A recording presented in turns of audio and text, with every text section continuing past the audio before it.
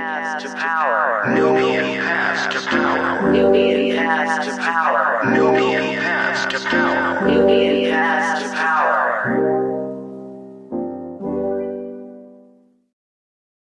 Greetings. Welcome today on Paths to Power. We have an honored guest, special guest, who also happens to be a relative of mine.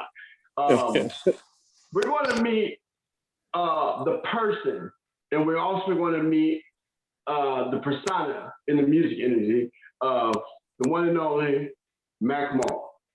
What's up with everybody? What's going on? I'm going to turn it over to our lovely host, Kelly Kit, the goddess, Makatara, and we're going to get into this. Okay, welcome everyone. Welcome to Nubian Paths and Power. We are really happy to have Mac Mall, as King Aijalon has, the Ansubu has introduced. And yes, we are here with Mac Mall, everyone. What's up, everybody? What's up, everybody? Greetings. Greetings. So I'm sure that the first question that everyone wants to know is, who is Mac Mall? What is your name? Yeah, my name is Jamal. You know what I mean? From Vallejo, California, the crest side of Vallejo, California. Been in the music business, man, like a long time. I made my first record when I was still in high school, called A Legal Business, was some considered a classic, and been in the game ever since. Went, started off as an artist and was able to transition into owning my material and owning the masters of my material. And then from, just being in the hip hop industry, I went into film. Like we did a movie called with JT the Bigger Figure. We did a flick called Beware of Those. From that, I actually, wrote my own book called My Opinion. So I'm a self-published author too. And just, man, it's a pleasure to be with y'all, you know what I mean? And I'm getting a kick because I'm getting interviewed by my cousin, you know what I mean, who knew me for my whole life, so it's a trip, yeah. That's amazing. Yes, it's your cousin, so you guys know each other, you've had experiences together. Yeah. And the blessing. He knew me way before there ever was even an idea of Mac Mall, you know what I mean? He definitely, that's my big cousin. The cool part about it is like me, I know Jamal, I know Andre, I know, I know Dante. Now, whoever the captain name is, that's for their fans and for the people that they clicked up with. But me watching people grow up, I can tell you about this brother as Jamal. He was very curious, he was very alert, and he'd always been pro-Black. But the biggest thing about him, he got a good heart for his family. He loves family. He's rooted in family. He don't play with the streets, but he can handle his business. But when it comes to family, man, one of the coolest person on earth. Yeah, because that's how we was raised. You know what I mean? We was raised with with Southern traditions, Southern morals, and stuff like that. And that's one thing that my grandfather always pushed is that love your family. You know what I mean? If somebody is in need, you know what I mean? If they hungry, give them a piece of bread. You know what I mean? Don't judge a book by its cover, and just be an all around good person. And we got that from our elders. You feel me? And it's still in this today. Yeah. Yeah. And talking about your family, want to get a bit more. Tell us a little bit more about your family. Tell us about your parents, because apparently you come from a very strong family that has strong, values, especially in regards of the Black community. And tell us a little bit about that. Yeah, well, like many African Americans, you know what I mean? Our family came from Louisiana. My grandmother and grandfather, my grandmother back in the day, she tell me stories of how when she was, 5, 6 years old, she used to have to pick 100 pounds of cotton. You feel me? My grandfather, he tells me story. He was always a hard worker. My grandmother actually told me a story that the reason that she chose my grandfather is because he didn't pick cotton. He cut milkwood tree. So that was a big thing for her. Like, okay, he cut milkwood tree, so he doing better. You know what I mean? And you know, just like many African Americans, you know, that they left the South to, you know, for better jobs, to work in California at the like in Oakland, they had a shipping yard. So a lot of blacks from the South came to the Bay Area for employment, and my family did. You know, my grandmother had, you know what, my grandmother almost had like 13 children, 9 of them lived. You know, mostly girls. I got two uncles, and they came to Vallejo. They settled in the Country Club Crest neighborhood. You know, where my mother and all her sisters grew up. And like I say, man, we came from the South. My grandmother, you know, she left the South when she was young, but she never lost her accent. You know what I mean? Right. And, you know, but my family deeply rooted into church. You know what I mean? Just hardworking people. Like my grandfather probably had, you know, maybe a 6th grade education, but he is one of them, you know, he was able to take care of all of us, not only his kids, but his kids' kids, and the kids in the community. So, you know, I come from that. You know, my father is actually from Chicago. You know what I mean? My biological father is from Chicago. I wasn't raised with my biological father. I was raised with I don't even like to call him my stepfather because he's my father. And you know, raised in the Country Club Crest. I was able, you know, growing up there, coming from a big family, being the youngest out of the big family. Like, I don't know if he told you, but you know, in my family, we all get nicknames. You know, you get a nickname that stay with you your whole life. You know what I mean? And mine was Baby Boy. And to this day, Baby Boy. Yeah, to this day, people still call me Boy. Like, hey, boy. You know what I mean? Like, so, you know, I grew up in Vallejo with my family, you know, and we always just had a deep sense of community because, like I say, my families, they all came from the South together. So therefore, our mothers, you know, like y'all did an interview with Sleep Dank. Sleep Dank is a Claiborne. We have, I'm a Davis. Sleep Dank is a Claiborne. You got the Strongs. And, you know, we have the biggest families in the community. You know what I mean? We have massive families. So, you know, we always was close. Like our parents was raised. Yeah, the Landers too. Our parents was raised like brothers and sisters. So therefore we was raised like cousins. You know what I mean? So even though, you know, me being the youngest but me being the youngest coming from a big family, it was like the whole community was the family. So I grew up in that. You know, being the youngest, you know, running after everybody, and you know, growing up in our community of the Country Club Crest, you know, some people consider it a bad neighborhood, but as I grew up, I didn't see it that way. I saw it as beautiful. I saw it as loving. You know what I mean? I saw it as, you know, fun. You know, always having a friend to play with. You know what I mean? You can run up the street and you just got a whole nother group of friends to play with. So for me, it was just a beautiful existence. You know what I mean? I got a love for music real early. You know what I mean? I remember How did that come about? How did your love for music come about? How did that? Wait! Before you get into that, I just want you to go back to the cribs, right? Yeah. Okay. Because we had front yard, we had backyards. We had front yard, backyards. You see one thing.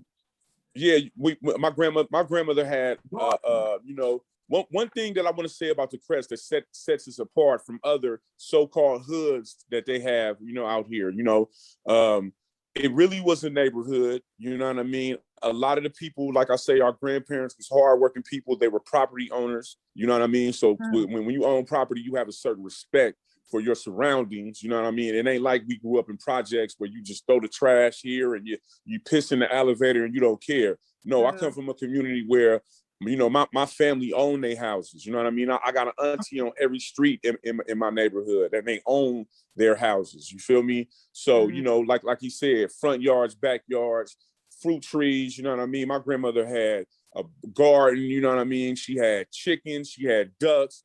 You know what I mean? The fruit trees that she used to chase us down. You know, saying that the plums is gonna make our stomach hurt. You know, we had sports. You know what I mean? Some of the best athletes in the United States come from Vallejo. You know what I mean? Come from the crest. You know, so I grew up around that. You know, grew up, you know, born in the 70s, grew up in the 80s. So I was able to actually see the, you know, things change from, you know, basically from hopping weed to crack cocaine. And before you get there, I want to set the framework. Okay. Just so the people would know, Vallejo was hooked up. Benicia Road, South Vallejo, North Vallejo. But the crest, you had to walk a mile this way, a mile that way, Hobo Trail, Hunter Flat, Mr. Gleason, the man on the hill, what was his name? I mean, what you mean? Mr. Boyges. We had to walk way this way to the fairgrounds. So we were like an African village out there, and we had to go through the battlefield before everything got built around. And the point I want you to touch on before we get into some other stuff. Because I mean, crest is like the top of something. You know what I mean? Right. And that's how our neighborhood was set out. It was when you're driving on the freeway, it's the top of Vallejo. You know what I mean? You're gonna come through there first, and then, like he said, you got to go far to get to the other neighborhoods. And it was out there by itself. Yeah, like its own little island. It was out there like its own little island. So you know, we kind of grew up with a sense of, you know, in our neighborhood, it was one way in, one way out. You know what I mean? And we was all we had. We kind of like the Raiders of Vallejo. You know what I mean? We just on our own page. You know, we're from Vallejo, but we're crest people, you know what I mean? And the crest people, that's a whole attitude, that's a whole mind state, that's a whole everything. Because like I said, our community was one way in, one way out. And it was a place where if you didn't know somebody, you feel me, or you wasn't coming there to purchase something, you know, that wasn't really the place that you would want to be, because we you know what I mean? We fought amongst each other. But somebody else came from out of town up in or from somewhere else in there try to mess with one of us. We all gonna get together and we gonna stop that. You know what I mean? You know, that was, you know, my neighborhood. You know, back when the Panthers was out, Vallejo had that's what I wanted to get into. Vallejo. We had the Panthers there. You know what I mean? You know, a good sense of, like I say, a spirituality, because, you know, we are all Southern people. So it was, you know, it was a trip growing up. My love of music actually came, you know, I would say it came from my grandfather, because my grandfather, you know, he came from a strict upbringing down south, and he actually could not, you know, basically listen to worldly music. You know what I mean? And, you know, you couldn't be humming and you couldn't be rhyming and everything, because that was looked at as worldly, whatever. But he loved it, and he used to get in trouble with it. So as he got older, you know, my grandfather used to always scat, you know, a skitty bop, bop, bop, bop, bop. And I remember being on his knee and he would do that. And I would just be so like, go Big Daddy, you know.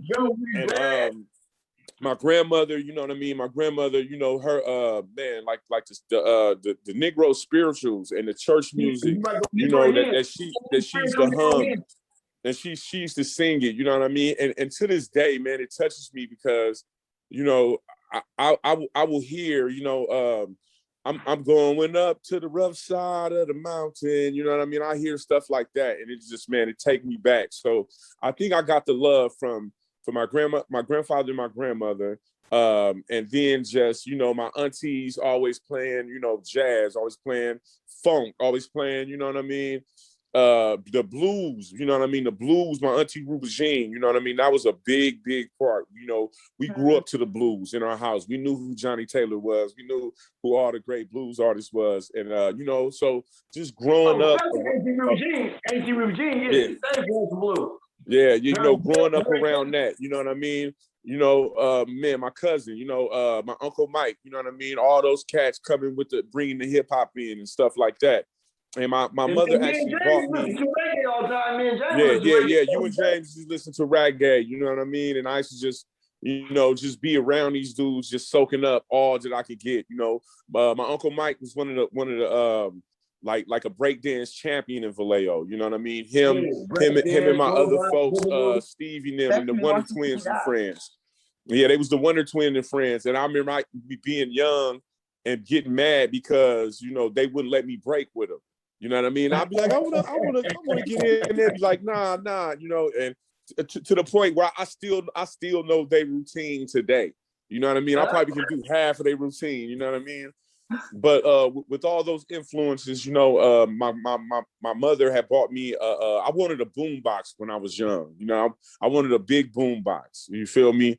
But I don't know. Something got lost in translation when I tell my mom I want the boom box that they have. The kind you hold like this. The one you walk Right. around with. Yeah. So I wanted a boom box and a Run DMC Adidas track fit with the shell toes, right? Right. And I don't know when I told her, you know what I mean? I wanted the suit with the 3 stripes, and I wanted the shell toe Adidas.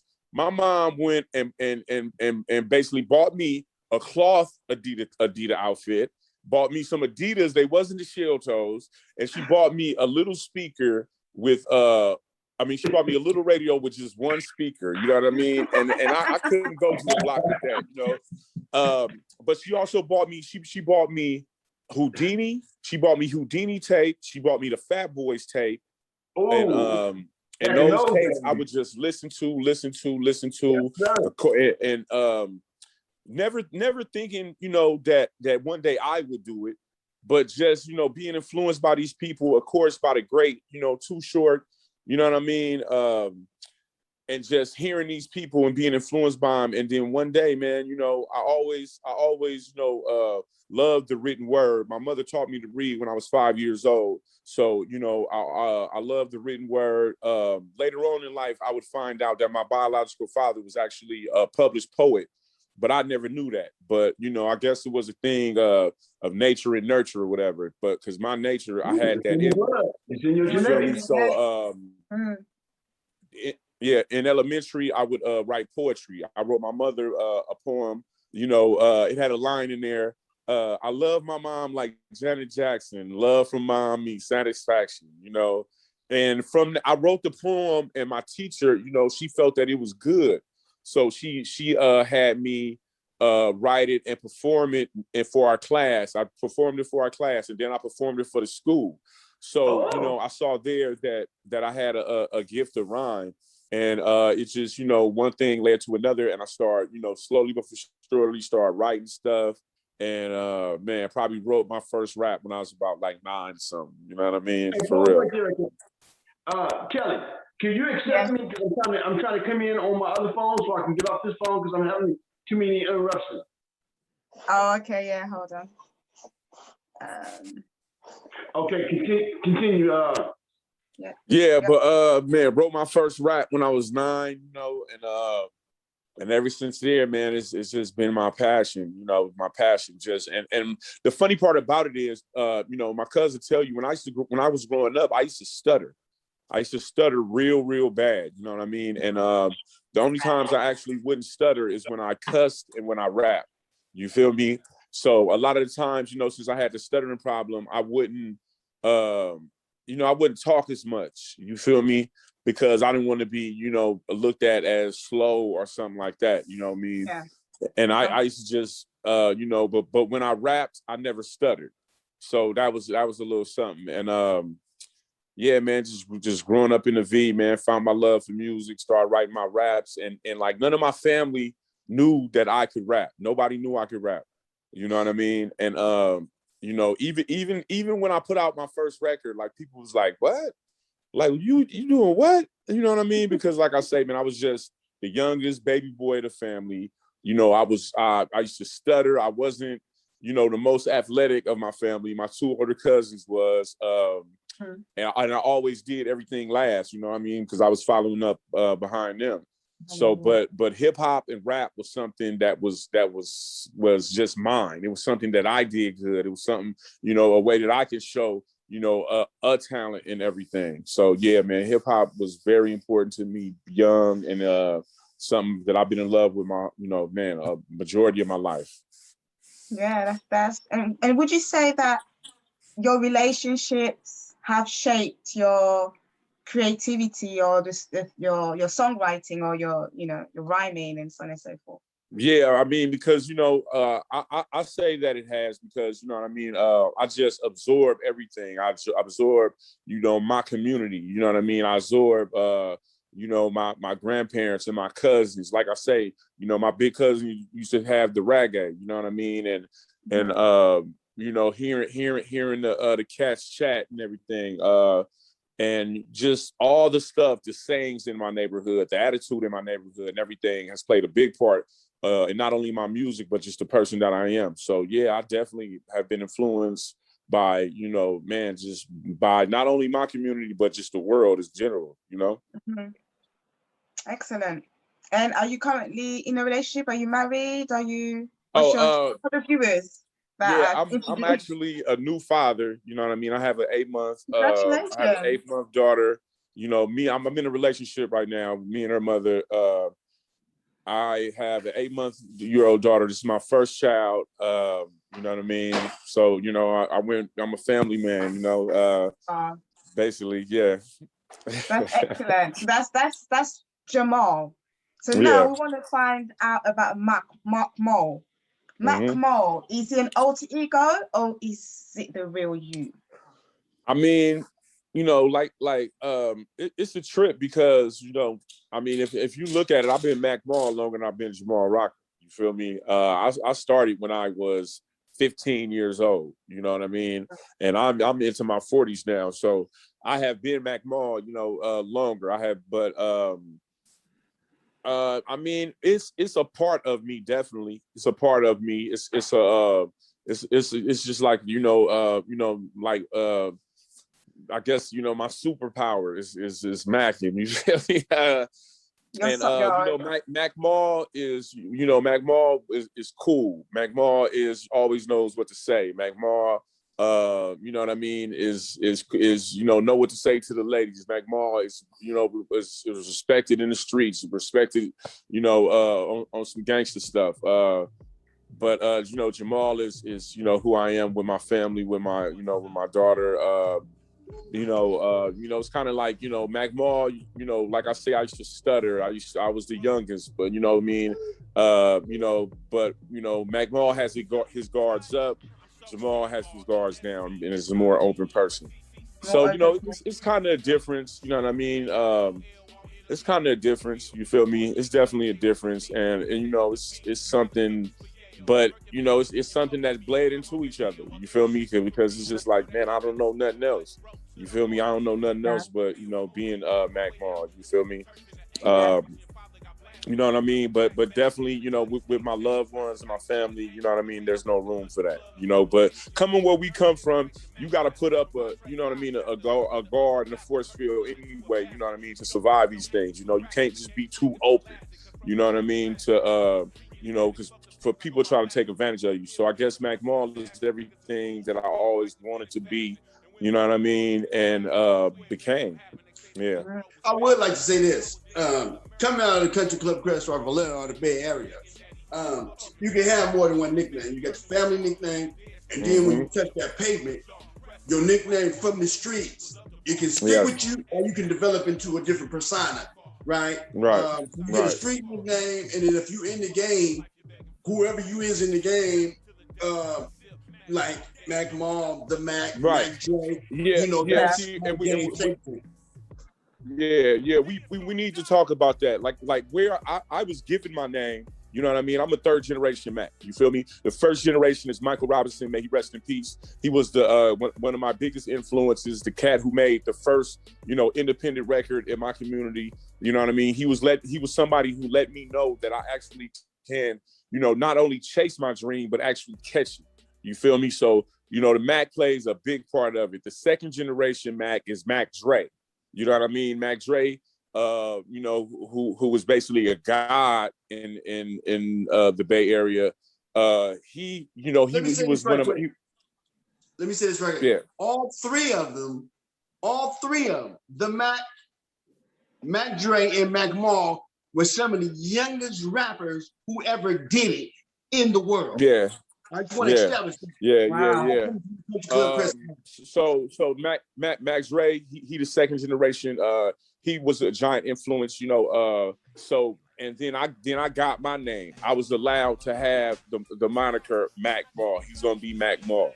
You know what I mean? And they gave me that name, and it's something that I cherish, you know, to be a third generation Mac and to have those two great men be my namesake. You feel me?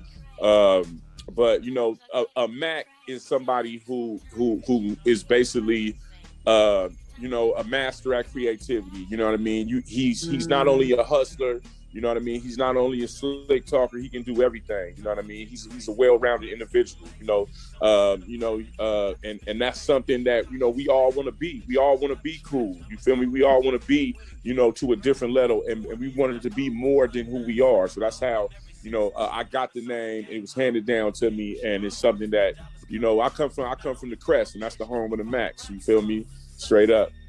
And both of those, both. Oh, sorry, go on. Continue. No, go ahead. So yeah, so is that how? Would you say that's how you got your beginning, basically, in rap? Yeah. Name come, and then your career, yeah. I had got to the name when I the Mac. I recorded my first demo tape at the Mac's house. You feel me? Both of these brothers are resting in peace right now too. And the Mac actually, he started rapping when he was 16. You feel me? So he saw, you know, this little kid, 14 years old. He looking at me like, bro. And he actually came out with the first record. And he used to go with my cousin Laria. They had a son together. So you know, I used to see the Mac, and I just be looking up to him like, man, I want to be like that. You feel me? And man, you know, Mac Dre. When Mac Dre came, Mac Dre was, you know, if the Mac was the you know, if the Mac was the plug, you know, as far as a big time hustler, Dre was the everyday hustler that you see every day. You see in the cars, you know, with the romper room crew and stuff like that. And yeah, man, it was just, you know, the music was right there. You know, we had Strictly Business Records. That was one of the first black independent record labels in the world. You know what I mean? And the Mac was their artist. Mac Dre was their artist. And I remember being young and just wanting to be down. You know what I mean? Wanting to be around these guys and do what they doing. You know, they were our personal Run DMC. You know what I mean? Like Run DMC, you know, they was in New York, but these cats is cats that I grew up with in my community that let me know that I can one day do it. You know what I mean? So those brothers was, you know, big influences on me, man. The Mac and Mac Dre, rest in peace. Yes, definitely. The Ansubu. So what is SES, Sesame Street? Sesame Street, okay.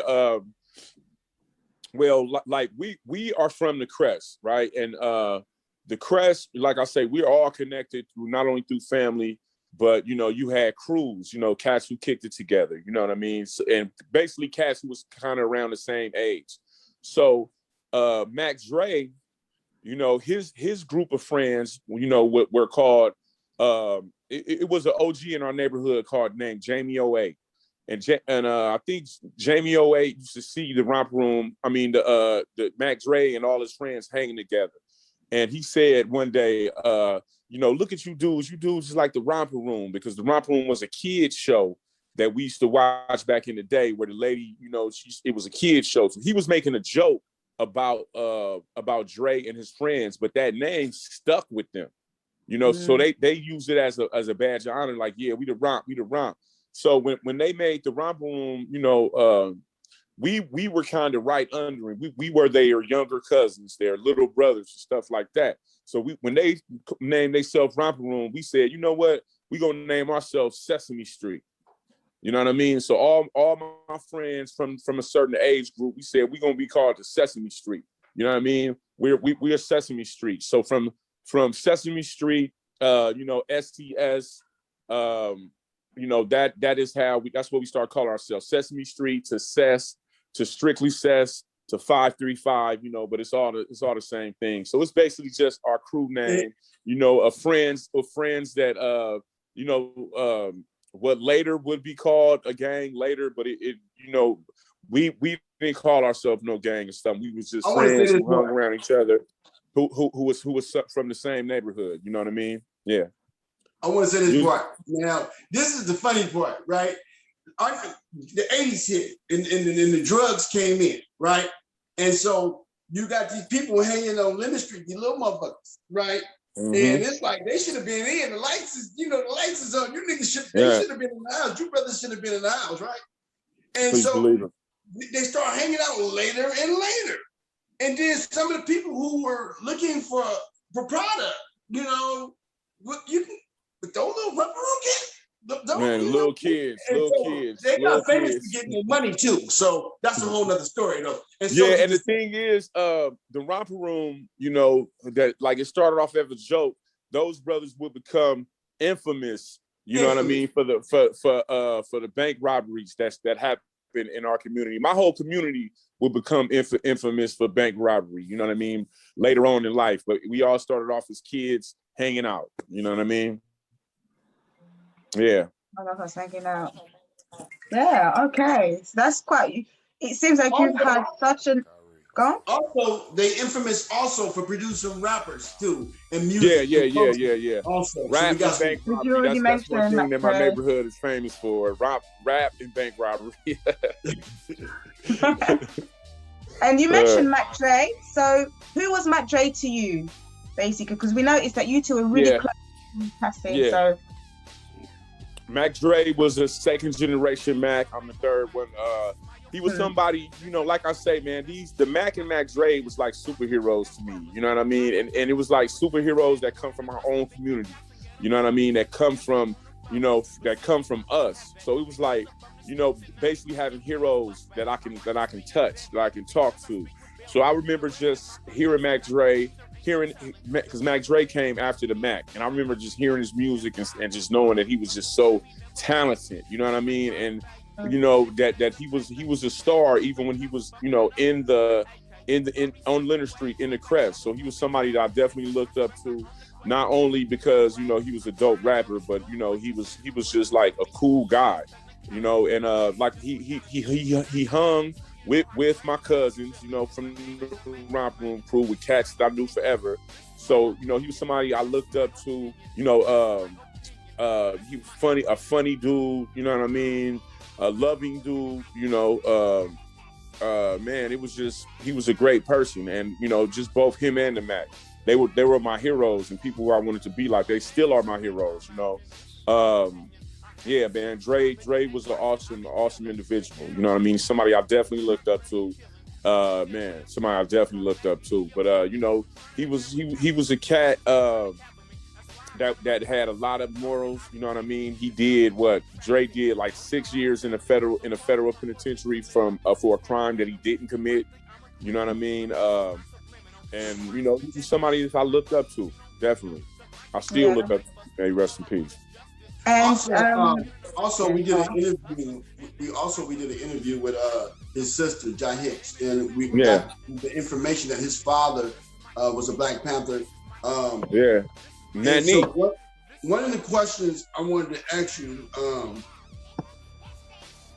because Dre had made a couple of conscious songs, and some of your music had conscious. And so Ghetto Theme was my song. And Dre, even though, he made hood music, but it always was, political, because, as Black men in America, this is what we going through. So we're going to comment on it as rappers. We're going to comment on it. We are like street reporters, you feel me? So we definitely going to comment on what's going on around us in our community, the ups and downs, the highs and lows. So, even though, we made what some people call gangster rap, it always had a conscious side to it, because, we spoke truthfully about our environment and things we were going through. It wasn't all, hokey-dory and white picket fences and stuff. We was going through a lot of stuff. We had family members who were on drugs. We had police brutality in our neighborhood. We had, broken homes. Some people grew up without their fathers and stuff like that. And, so we definitely commented on that. We always showed a conscious side. One of my biggest songs is a song called Ghetto Theme that I made on my first record, Illegal Business.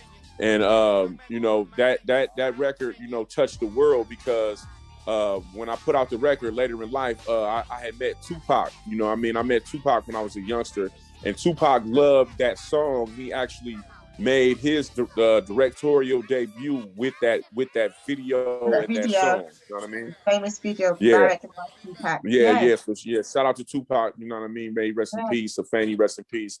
You know what I mean? Free Matulu. You feel me? Free Matulu. Yeah, man. So we always had conscious things in our community because, you know, it always was there. You know, like I say, in the crest, it was the Panthers. You feel me? So we still had that. We still had Black pride. You know what I mean? For real. Okay, so you mentioned that. Okay, and that was one of the questions: the Black Panther, racism, and how did it affect you? The other question was, are you conscious? And if so, what are you conscious of? And the reason I'm going to go to the past and to the future at the same time, because we know you're conscious and you know the past was there, but it's a lot of stuff going on today in 2021. Yeah. Let me say something about racism and how what's happening today. I want to say how racism affected me. I mean, as you know that when you know that my mother and my father, you know, my father was in the Navy. You know what I mean? So we had to actually move to Alaska. You know what I mean? You remember when we moved to Alaska for 2 years? I remember. Can't wait for y'all to get back. I remember y'all was way out there. So when I moved to Alaska, you know what I mean? We were stationed in Adak, Alaska. Now, on that naval base, there were only 5 Black families. You feel me? So I went from being a little kid growing up in a Black community, a straight Black community, you feel me, to going to Alaska where there's only 5 Black families and we don't know each other. So that's when I really came face to face with racism. You know what I mean? I had friends that I went to school with that I couldn't go over their house.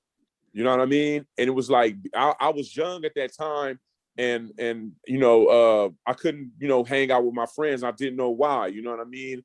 And my mom had to set me down and let me know, you can't go over there because, you know, their parents don't like Black people.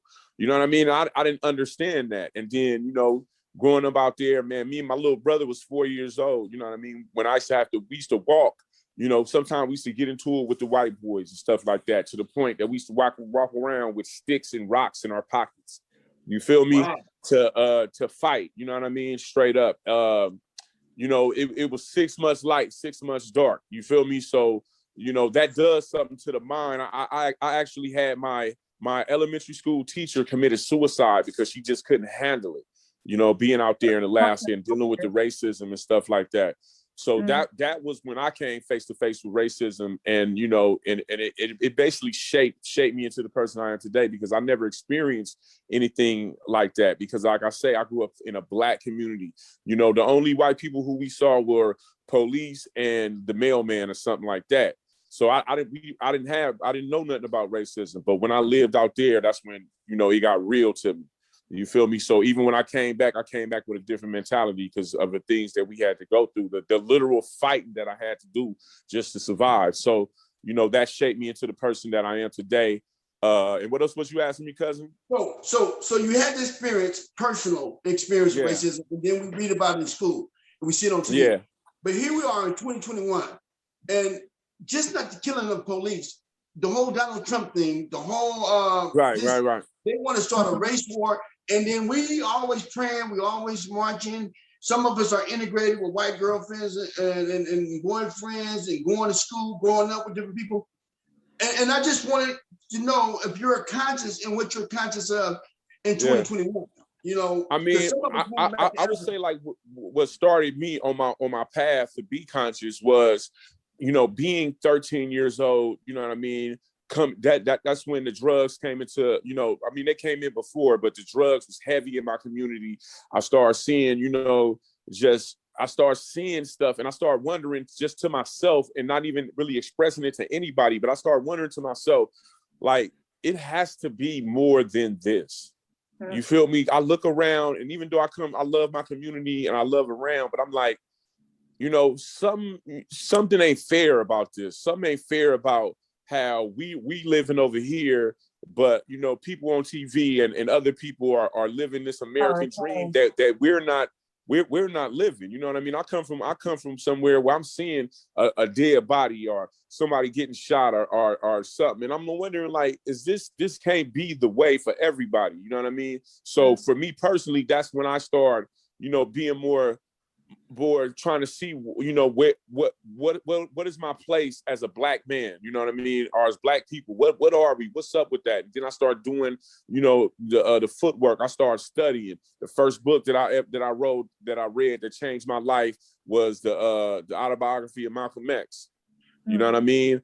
And at the time, hip hop played a big part on putting me on my conscious path, because back in the day we had the groups like Public Enemy that was giving you the game. We had the groups like X Clan. We had the group like Big Daddy Kane, with the 5%, thing. We had a group that was telling you that, hold on, man, you a god, you a king, you stuff like that. So through hip hop, through Public Enemy, I got on Malcolm X. Through Public Enemy, I'm listening to who Farrakhan was, you know what I mean? And that's when, as a young teenager, I started to see that, hold on, man, it's more than this. We not just niggas. You know what I mean, man? We kings. And then I started doing the studying and seeing about our history and where we coming from. And like you, cousin, y'all used to come, put, Africa in our mind, telling us about this and stuff like that, listening.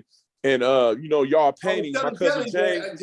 My consciousness go all the way back to the 5th grade, and so we just had it in our household. Yeah, and through y'all putting it down to me, and I start doing my own work and start doing it myself, and from that, here in Public Enemy, that's when I say, I started to want to go to the mosque and check it out. Let me go to the mosque and see what this about, because I never seen Black men, so clean and so upright and so, you know what I mean? So like that. So that you talking about Farrakhan? I started to get into Islam, you know what I mean? Into the Nation of Islam, you know what I mean? And at the time, my mom and those around me used to trip because they didn't know nothing about that. You know what I mean? All my mama knew was the Bible, you know what I mean? My grandmother used to have pictures of white Jesus, you know what I mean? All in the house, you know what I mean? But as I start getting on my road to self-discovery, as I am as an African, you know what I mean? It kind of clashed with the old school Christian stuff that we was fed during our life, you know what I mean? And so it kind of clashed a little bit, because they used to be like, you gonna go crazy getting into that Islam and stuff like that. You better love Jesus and all this stuff. But I knew that it was bigger, it was more to the world. And, self-knowledge. Through self-knowledge and knowledge of self. I got on that and I never looked back. Because I just wanted to know my place. What was up with us, you know what I mean? And then I found, our great history, you know what I mean? I found our great history. And, and even though, I'm growing up in the ghetto, those Black heroes, you know what I mean? The Panther Party, and being from the Bay Area, which is already political, you know what I mean? We had not only the Panthers, we had the hippie movement and everything come from out this way. So, at an early age, man, I got on my path and I never looked back. You know what I mean? I never looked back. I wanted to know who we are. It started off with Islam, but, and then I, studied that and just grew from Islam to now I would consider myself like a Pan-Africanist. You know what I mean? That's what I believe in. I'm only about Black people all over the world. We study all of them. I'm all about Black people all over the world and our struggle and our plight. You know what I mean? Straight up. Okay, Kelly, before you get back into it, before Kelly get back into it, I got 2 more questions, and you're on the path. But what I'm really trying to pull out of you, 2021, we right here in 2021, right? Do you see what's going on, and how do you feel about it? What is your, you got to influence people. Listen, and here we are in 2021. We try to figure out: do we march? Do we protest? Do we boycott? Do we pray? Do we block the punches? Do we initiate a punch?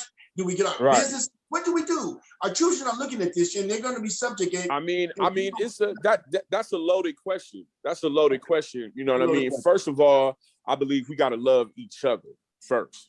You know what I mean? And we got to stop looking at each other through the eyes of our oppressor. You feel me? We look at each other through their eyes. We don't even see the beauty of us because we are looking at each other through the eyes of the oppressor. Instead of looking at that African over there and saying, "Oh, that's my sister, that's my brother." We on some shit like, "Oh, that's that man, that's that nigga over there, or that's that bitch over there." Yeah. So first, I feel like we need to know who we are as a people, as Africans. We need to know who we are, and then we need to, go back to the sense of community and not, the sense of hoods, and we need to start with that. We need to be self-reliant, you know what I mean? We need to get together and pool our money and, buy these politicians like all the other groups do. We can't, you're not gonna be able to pray your way out of this one. You feel me? You got to really get out there and do the work and, and build the communities. You know what I mean? We need to, as men, we need to do our part. You feel me? We need to do our part. You know what I mean? As in our houses, in our households, and, but, today when I look around, man, it's just, I don't know, man. We, as a people, we just so relaxed, man. We just, we've been under the oppressor so long that we act like them now. You know what I mean? And we lost who we are. You feel me? So we need to find that. I believe we need to find that, and then once we get together, man, we are superhumans. Once we get together, we can do anything. We just got to wake up first. You know what I mean? And that's what we not really. We not really waking up. You know what I mean? We need to stop this. Basically, like I say, man, looking at each other through the eyes of the oppressor, you know what I mean? And because I believe that that's what we do, you know what I mean? And we don't want to get free. A nigga want to get comfortable, but we need to be free. You feel me? For real. So with that being said, I'm finna pull a real hard question out of you. Come on. There's been 3 killings this month, and there's a lot of protesting going on. Right. And I don't. Are you aware of the 3 killings? They went in the house and got a little girl. They took one dude out the car, and he was a lieutenant from the military, and they just shot one brother, and then they shot a sister, thinking she thought the police officer thought he had a taser. I just got back from Vegas, so I really blocked that shit out because it's just like I'm so, it's every day, and it's hard. It's hard to where that shit will stress you out. So it's kind of like, man, I don't really watch the news like that. You know what I mean? But I mean, bruh. So we can get into some other topics then, brother. No. But I know about him. I know about him because I lived through that personally. Our cousins have been killed by the police, in Vallejo. We come in our city of Vallejo, the per capita, those police shoot more people than anybody in the country. You feel me? So for me, this is not just a news clipping or something. This is something that we are affected by, you know what I mean, on the regular. So I don't have no cure to that, but I just know, like, man, hey, bro, we got to stand up. We got to stop killing each other and know that, man, the real ops is the government and the police, and not that brother from the other side of town. You know what I mean? But it's depressing, man. It's depressing when you see it. You know what I mean? It's depressing. You feel me? Because man, white America has weaponized the police. You know what I mean? They have weaponized the police, and they know that, calling the police on a black person, can equal a death sentence. You feel me? Like Neely Fuller say, you know what I mean? We are like prisoners of war here. And we got to conduct ourselves like prisoners of war, man. When a prisoner of war is come, they ask the prisoner of war, give them your name and your serial number. And that's what we need to do. Give them our ID and comply, because we need to make it home, brother. We need to make it home. You know what I mean? But do you feel that as an artist, you have a sense of responsibility to raise awareness on these topics? Or do you feel that pressure? No, I mean, it's not really a pressure, because it's like, as an MC, you talk about what's going on around you. One of the biggest songs for me was The Message. The Message by Melly Mel. And that was one of the realest street songs. So it's just like I personally feel a responsibility, but my job as a musician is to make music and to make you dance. You feel me? And to make you feel a certain way. So me personally, I feel it is, but you know, some people do, some people don't. But I feel like, you know, I feel like I would be less than myself if I ignore, you know, everything that's going around me and just want you to shake your booty. You know what I mean? Like, that's crazy. When we literally getting killed in the street, but I want you to you know, to drink up or whatever. So me personally, I feel a responsibility, but that's just me. That's just you. So as an artist, you've done a lot of collaborations. Essentially, someone by the name of E40. Who is he to you? E40 is my big cousin. You know what I mean? E40 is my big cousin. You know, he's from the hillside. I'm from the crest side. You know what I mean? You know, he's my big cousin. We, you know, our neighborhoods actually, you know, back in the day, you know, we used to war with each other. You feel me? So, you know, but you know, we always had family respect. We always was able to you know, to set the street stuff aside and just, you know, be cousins, you know. So that's my big cousin, you know, along with Sugar T, along with D Shot, along with Muggsy. And you know, man, big guy, cool dude. Yeah, be legit, you know. You know, I was able to, you know, do a song with him called Dusted and Disgusted with Tupac, with Tupac, Spice One, and Richie Rich. Yeah, man, he's a smart dude, a hustler, you know what I mean? That definitely one of the greats. Yeah. And what about the He also went to college. He's hella intellectual in game time. Yeah. Self-made person. The clique, those are my cousins. You know what I mean? D Shot, his brother, is my cousin. Sugar T, that's my cousin. Sugar T used to actually spend a lot of time in the crest because our family has a lot of girls, so she would come from the hills where her side of the family has a lot of boys. So she would come to the crest and come hang with my family. So me and her, we grew up kind of tight. You know, that's my big cousin. She used to pick on me a lot when I was young. You feel me? Right. Yeah. And when we were doing Black Family Day, I couldn't go to the family reunion, but Earl, E40, you know, put the family in a location where they didn't have to be bothered with the public, and the family can just enjoy family. Yeah. Because we both sides of our family, you know, we decided, I guess, what was it, last summer or something, we decided that we was going to have a family reunion just to reconnect our bond, you know, because everybody got different lives and it's all over spread out. So we wanted the young to know that, hey, that's your cousin over there. You know, that's your cousin right there. That's your cousin. So yeah, shout out to E40. They put that together and it was a beautiful event. It was a beautiful event, definitely. Okay, yeah. That's excellent. Yeah, so, I have a question. Come on. Going back to Tupac, I was going to ask you about Ray Love, but going back to Tupac, Tupac came out of the Black Panther family, and I don't want to beat this black thing, but Lower African Minds is a Pan-African platform, and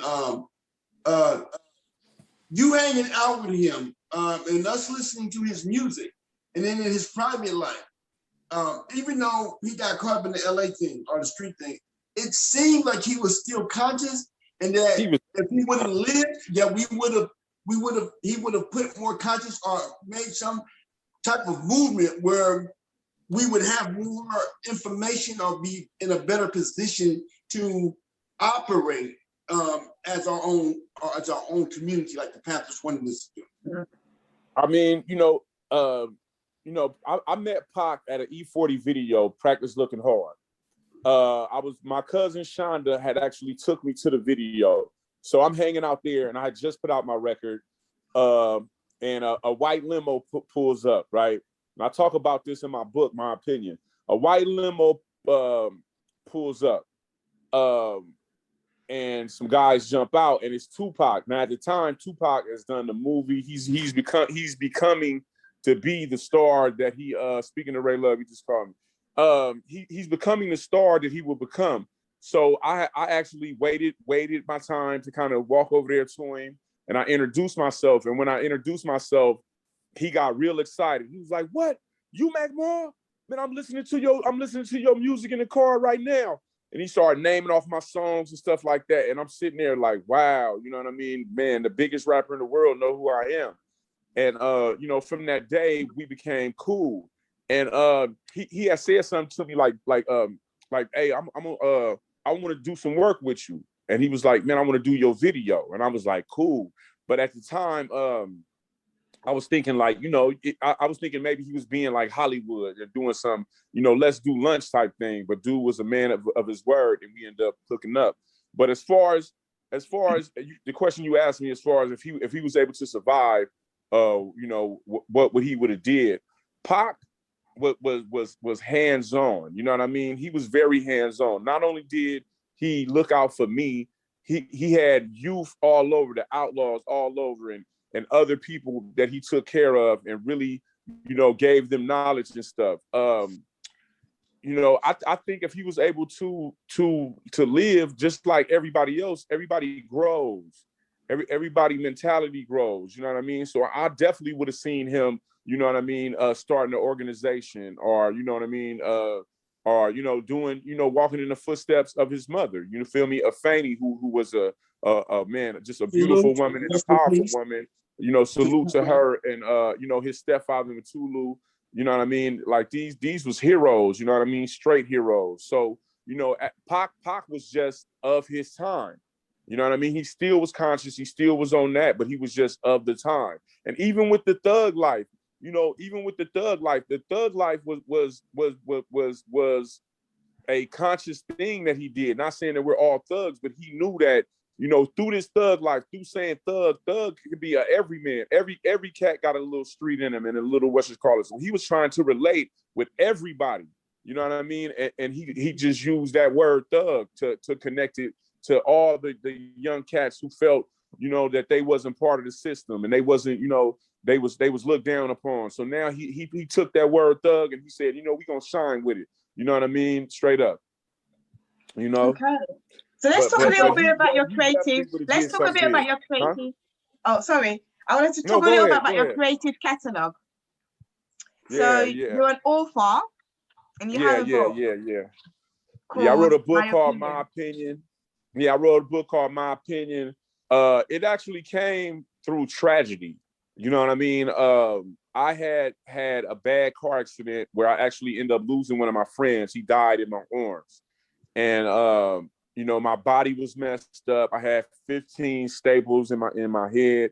I couldn't, when you have somebody die in your arm, when not only you have a near-death experience, but when you have somebody literally take their last breath in your arm, it changes you. And with me, it really messed me up because, I could not get his eyes out of, him looking blank into the sky and gasping for breath. I couldn't get that out of my head. Every time I would close my eyes, I would see this.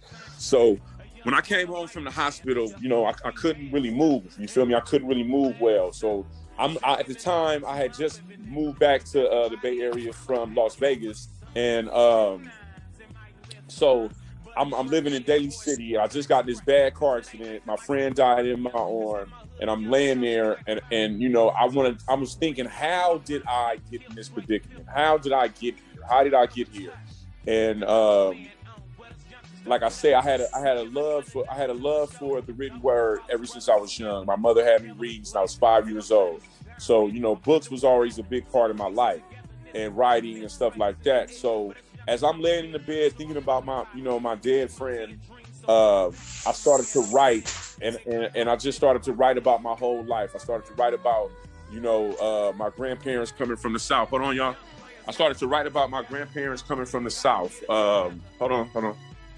Yeah, I started to write about my grandparents coming from the South, and growing up in Vallejo and the whole thing. And I basically started writing all the way up to the car accident, and I started writing through the car accident. So hold on right quick. Yeah, I started writing through the contract. So I just started writing, talking about everything and looking at it real honestly. You know what I mean? Because I had a lot of paths. I'm in Vegas. I'm doing all type of, street stuff. You know what I mean? I'm doing music, but I'm doing street stuff too. I'm doing all type of stuff. So I wanted to know, like, how did I get into this predicament? And You know, I just started writing what would later become my book. Now, it at first it was just something that I didn't even know it was a book. It was just a something that was kind of like therapy for me. You know what I mean? Because as I'm writing my life out and I'm looking at all the roads that I done went down that got me into that predicament, it was kind of like I was able to exercise my demons. You know what I mean? And really look at my life and as I'm writing it, I was able to, you know, like I say, exercise my demons and instead of seeing my friend, you know, gasping for his last breaths, you know what I mean? I started to see that, you know what I mean, that, you know, dude wasn't hunting me. He was, you know, basically, you know, up there with the elders pushing me on. So, you know, I wrote the book, but, you know, we don't come from authors, you know what I mean? I never knew an author. And so, you know, I remember taking these pages of words that I had and taking them to one of my friends and be like, bruh, this is my book. And they looking at me like, a book? What you talking about, a book? You know what I mean? Motherfuckers don't even read no more. What you talking about? Like, no, this is my book. And yeah, man, I had it, and it was kind of hard for people to really wrap their head around that a cat was gonna come with a book. And yeah, man, some years later, I mean, like a year later, I you know, got hooked up with a publishing company. I saw that I didn't want to do that because I didn't want to just give up my life story to somebody that would just use it as, you know, something to sell. So, you know, I got hooked up with an independent publishing company, and that's when I self-published and put it out. And yeah, it's been doing real good too. Yeah. Excellent. So how do our audience catch up with what you're doing and catch up with that book? Because I need to get me a copy, and our audience need to have access to that book. Yeah. The book is available on Amazon right now. Mackmore, in my opinion, on Amazon. You can go get it and be in your house in a couple of days, definitely. But yeah, man, it was a beautiful thing because I was always influenced by by Iceberg Slim and Donald Goines books. You know what I mean? I used to always be on punishment when I was young, you know what I mean, for bad grades or something. So when I'm on punishment, I couldn't watch TV, I couldn't read. I mean, I couldn't listen to the radio, but I could read a book. So my mom would be throwing me these street books and stuff like that. And I just became, you know what I mean, man, I just would just lose myself into these books, you know what I mean? And yeah, man, so when I wrote my book, you know, my book kind of sounds like an Iceberg Slim book or something like that. You feel me? But yeah, man, you know, and I give a lot of credit to my mom, man, and my cousin Laria. You know what I mean? Because she used to you know, kind of nurture me as far as with the books and stuff. Because she loved books and loved reading and stuff. So it was something that I grew up with, and to be able to actually have a book that, you know, is going to live, you know, longer than me. You know what I mean? It's going to always be there. It's going to be there for my daughter and my daughter's daughter. And you know what I mean? It's going to be a beautiful thing. So, you know, I definitely like being in the author space. You know what I mean? Straight up. That's excellent. And tell us about your music catalog.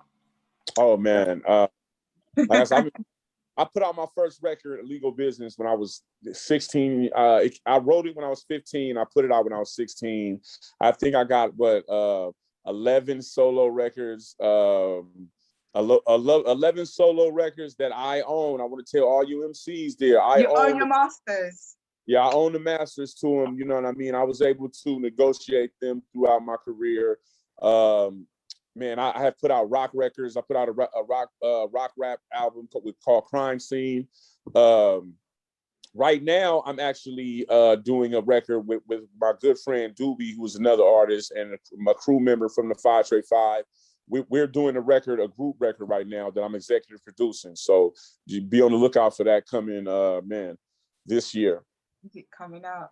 Yeah. But you know, man, I'm into everything. I'm finna, you know, get back into film too. You know what I mean? I have a treatment that I just wrote called The Game is Thick, and you know what I mean? God willing, we finna put that together too.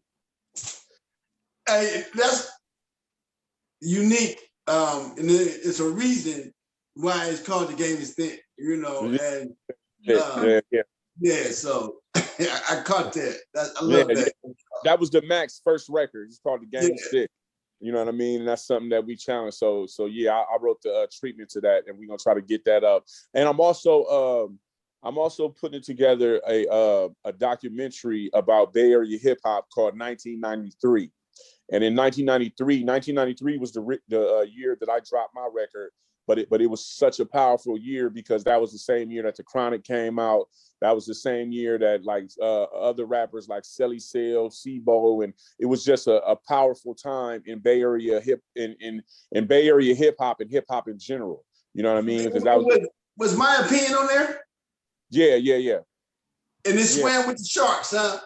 You know, he was a heavyweight. I took a picture with an alligator. You know what I mean? On my record cover, I'm holding the alligator like a pit bull, and it was a real alligator. I went to Louisiana to take the pictures at an alligator farm, and it's really one of the most, you know what I mean, one of the most classic hip hop covers ever because nobody ever did it, and it wasn't superimposed. It wasn't no fake stuff. It was actually real. I went to Louisiana. I held the gator by the throat.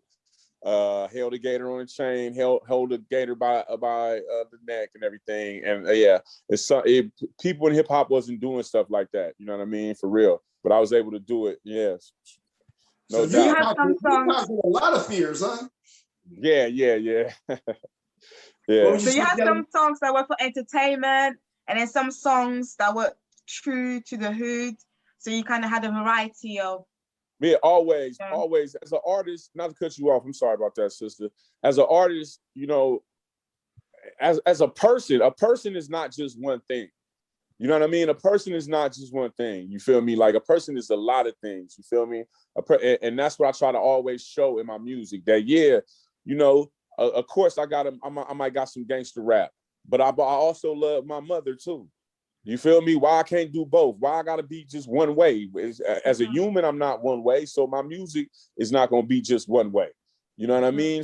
And I don't feel that if I can do a drop it like it's hot song, but I also can do a pick the black fist up song too, because that's, you know, as people are complex.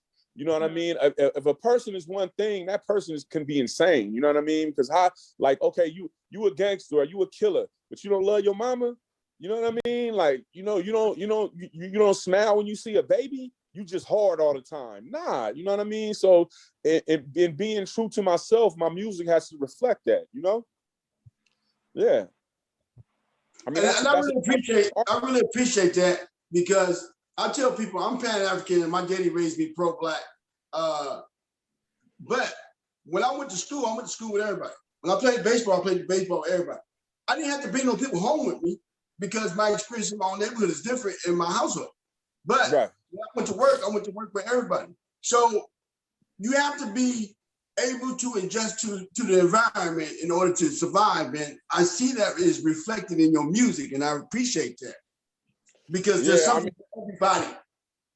It gotta be something for everybody, man. I mean, you know, come on, man. Like, dude, you know, like all of our heroes are our forefathers, you know what I mean? Like, you know, they were serious people, you know what I mean? But they also had a human side too, you know what I mean? They danced, you know what I mean? Martin Luther King shot pool, you feel me? Like, man, you know, Malcolm X, you know what I mean? He liked the music. Farrakhan played music, you feel me? He played the, you know, things like that. So it's like, you know, man, we have to show all of our experience and not just one thing, you feel me?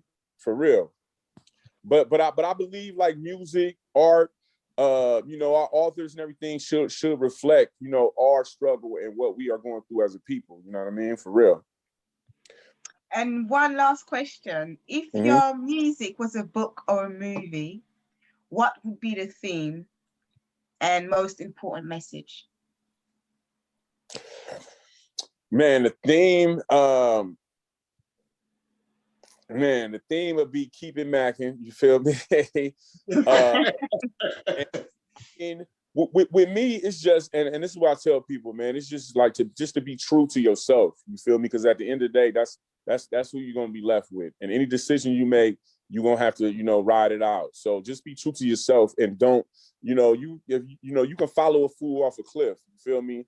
And I don't want to do that. So just be true to yourself, because at the end, that's all you got. You know. Yeah. Powerful message. The Ansubu. So, in conclusion, I just want to put things in perspective.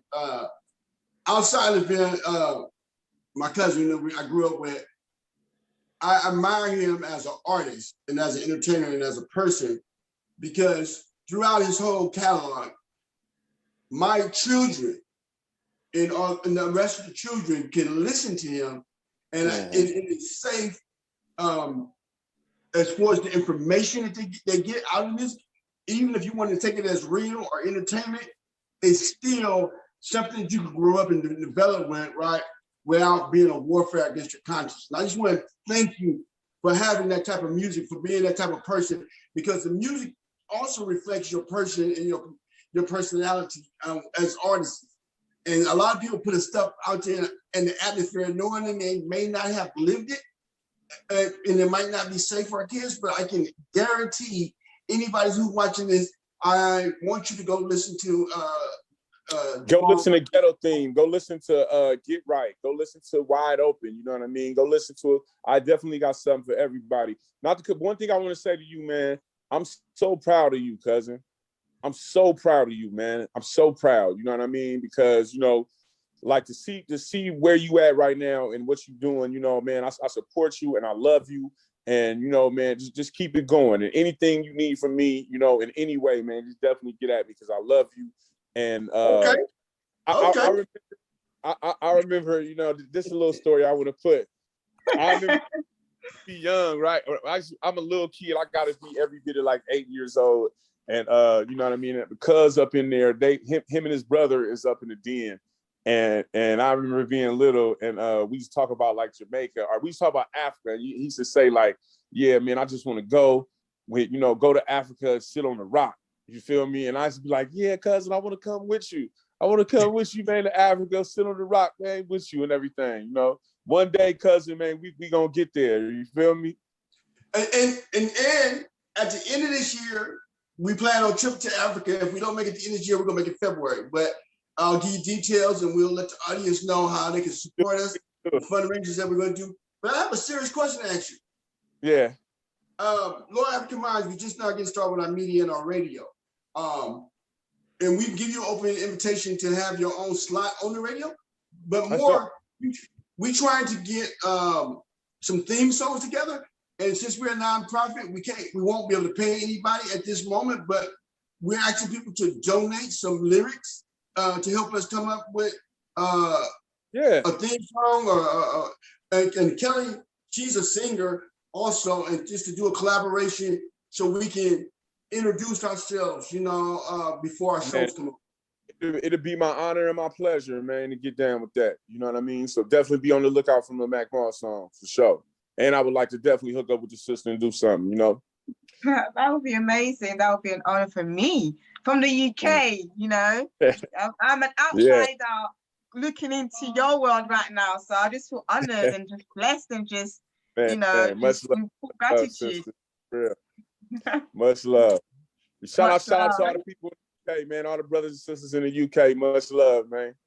Yeah, definitely. Okay, and last but not least, we're going to be creating some venues, and we want you to be one of the headliners. We'll give you more details with that.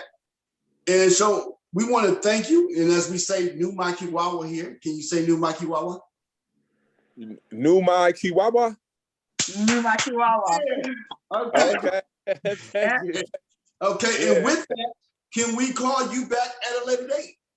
Yes, you can, man. Whatever you need, it's all good. All right. All right. Well, thank you very much for joining us on Nubian Paths to Power. Thanks for having me. Yeah. Thank you. Thanks for having me. Salute. Salute. Y'all. Love, cousin. And we'll stay in touch with your journey, with your musical and creative journey. And remember, to all our viewers, don't forget to get Mac Mo's book, My Opinion, which is available right now on Amazon. Yes, okay? Yes. Go and get that. And stream his music as well. Which I'm sure is available on all digital platforms. Share this video, like, subscribe, and comment. Share this video, like, subscribe, and comment. And Kelly, yes, please. Can you tell us the people where they can find this video at, where they're going to be able to find it? So they will be able to find this video, this interview on www.loyalafricanminds.com. You will also be able to listen to this interview on Love Prize Lounge Radio, which is where we will be hosting a lot of Loyal African Mind shows for the radio listeners. So it will be available in all different places and on YouTube as well, but definitely on loyalafricanminds.com. www.loyalafricanminds.com. And with that, yeah. So take care. Thank you for watching and see you soon. Bye. Bye-bye. Nubian Paths to power. Nubian Paths to power. Nubian Paths to power. Nubian Paths to power. Nubian